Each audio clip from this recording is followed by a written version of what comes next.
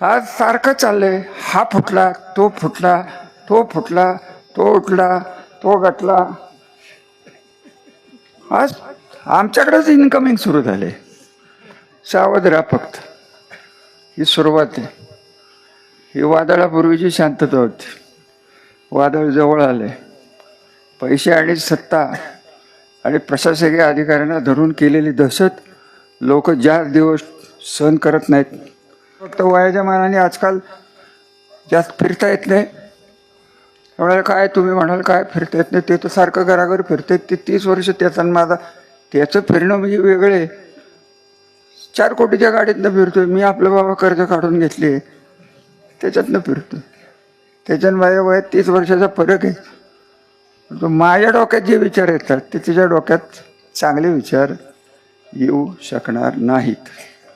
लिंबू टाकणं वगैरे या गोष्टी इथपर्यंत ठीक आहे दादा सर.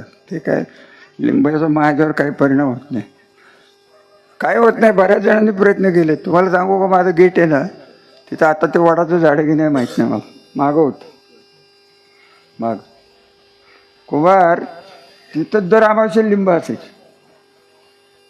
या सगळ्यांना बाहेर पडलो. तुमचा विश्वास असेल नसेल, मी शंकर महाराजाचा भक्त आहे. माझं वाटोळं कोणच करू शकत नाही. श्रीरामाचे आमच्या घराण्याला आशीर्वाद आहेत. आम्हाला काय अयोध्याला जायला लागत नाही. आमचं राम आहे. आमच्या रामाचे आशीर्वाद म्हणजेच अयोध्याच्या रामाचे आशीर्वाद. आणि खरं सांगायचं तर त्या मूर्ती तुम्हाला माहीत नाही, इतिहास अहिल्यादेवींनी पाठवलेल्या मूर्ती आहेत.